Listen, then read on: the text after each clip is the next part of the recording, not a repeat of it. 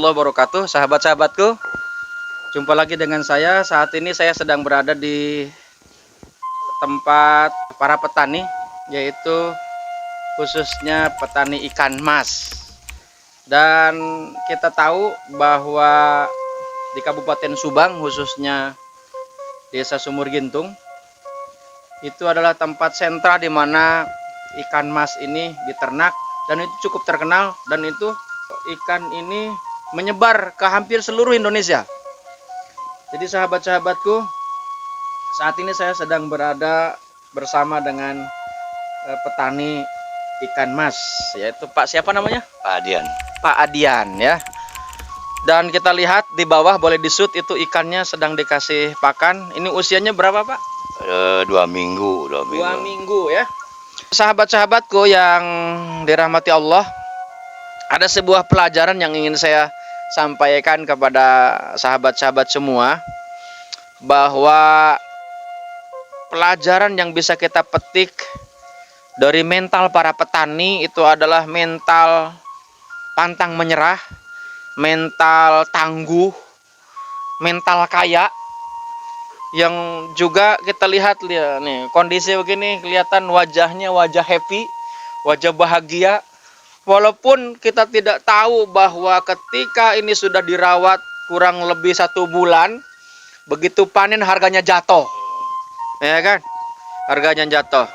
Nah, sebab itulah pada kesempatan kali ini kita ingin mencoba memetik pelajaran apa yang bisa kita ambil dari pengalaman Pak Adian ketika bertani, yaitu beternak ikan mas ini ya. Nah, Pak Adian sudah berapa lama Pak Adian itu beternak ikan mas? Kurang lebih 10 tahun lah, 10 tahun. Ya. Masya Allah, luar biasa ya. Apa lika-liku yang dihadapi ataupun yang dirasakan? Pahit getirnya lah gitu loh. Atau keuntungannya gitu. Ya, kadang-kadang tidak bisa diprediksi hasil ya, seperti tadi Bapak bilang. Kita hanya ngasih pakan seperti ini, pas giliran panen tahu-tahu kan sepertinya harga tidak bisa diprediksi oleh petani gitu kan. Harapan Bapak kita misalnya mungkin ini insya Allah akan tersiar nih channel saya ini, banyak yang lihat. Ya minta harga yang standar lah. Ya. Kalau pakan kan hampir tiap musim juga naik. Harapan kepada pemerintah lah gitu, gimana? Ya tolong diperhatikan aja masalah pemasaran ini. Sehingga jangan sampai kita hanya dapat capeknya aja ya. Iya. Gitu. Kadang-kadang buat yang ngurus aja nggak kebagian gitu. Masya Allah. Tapi tetap Pak Adian semangat ya. Ya nggak ada lagi pekerjaan. Luar biasa. Tidak ada lagi pekerjaan. Tapi yakinlah Pak Adian bahwa ternyata rezeki Allah sudah atur. Amin, ya. Amin. Gitu. Ya. Dan juga biasanya ketika bertani, apa yang menjadi kendala ketika kita bertani ikan selama 10 tahun ini? Kalau yang terberat ya itu tadi, harga pakan itu nggak bisa hampir tiap musim lah, tiap musim naik 2 kali. Tapi kan masalah penjualan mah kita tahu-taunya udah dari bandar harga sekian gitu kan, nggak hafal habis modal berapa gitu, keuntungan berapa. Kadang-kadang kembali modal juga udah untung gitu kan. Alhamdulillah. Tapi di sini misalnya, kalau di sini ada nggak yang misalnya mengkoordinir misalnya kayak koperasi? Oh nggak ada, kalau di sini paling ya? Setahu saya paling pinjem ke bandar. Pinjem ke bandar ya? pakan. Sistemnya gimana itu kalau minjem ke bandar? Kita ngambil pakan dari bandar. Terus? Kadang-kadang bandar minta harganya mungkin di bawah harga pasaran. Oh, itu merugikan nggak tuh bagi pihak petani itu? Ya kalau buat kita mah ya bisa tertolong juga lah, paling bedanya Rp1.000 sih. Walaupun misalnya harga di tempat lain lebih tinggi gitu ya? Ya paling kalau dia beli ke pakan mandiri biasanya 30, ke kita 29 gitu. Sebetulnya sih itu hampir mirip kayak ini juga ya, tengkulak ya. Keuntungan buat bandarnya ngambil dari pakan sama mungkin ikan yang Rp1.000 itu.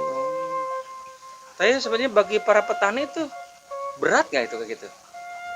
Ya kalau menurut kita mah banyak yang menolong lah, karena modalnya ada lagi yang lain gitu modalnya gede. Sebenarnya kalau misalnya ada lain misalnya pemerintah misalnya membentuk koperasi, ngambil dari situ ya harganya standar gitu. tapi memang betul-betul pemerintah memperhatikan karena ingin mensejahterakan rakyatnya gitu. Kalau di sini Selama ini belum. pemerintah ada nggak perhatiin itu? Ya setahu saya mah Nggak belum ada, iya Belum ada seperti ya? gitu. Berarti sudah suruh jalan sendiri aja. Jalan Kalau ibarat anak itu sudah, saya sudah lahirkan, kamu silakan hidup iya. sendirilah gitu. Silakan mau hidup atau mati terserah gitu. Begitu kira-kira kalian. Iya, karena nggak ada pekerjaan lain gitu. Oh. Jadi sahabat-sahabatku yang baik, tadi kita sudah mendengar bagaimana bahwa masyarakat kita ini adalah tatanan grassroots ya, tataran bawah, yang sebetulnya masyarakat kita ini, kaum yang ada di bawah itu tidak neko-neko, tidak banyak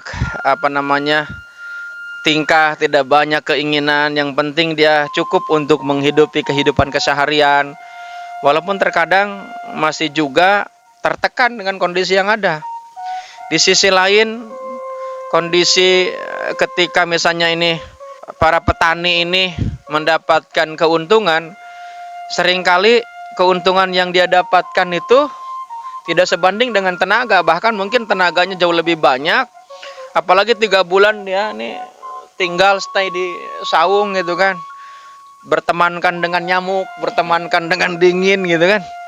Tiba-tiba tadi ketika sudah panen, ternyata nggak sesuai dengan keuntungan yang ada. Sebab itulah khususnya pemerintah Kabupaten Subang melalui channel ini, mudah-mudahan Anda bisa menyaksikan.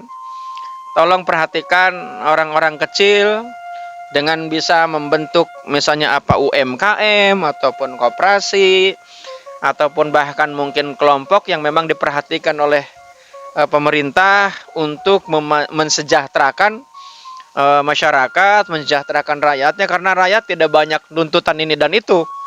Yang penting dia ini betul-betul diperhatikan dengan cara mengendalikan harga, jangan sampai ketika waktunya panen karena banyak ikan, harga kemudian jatuh.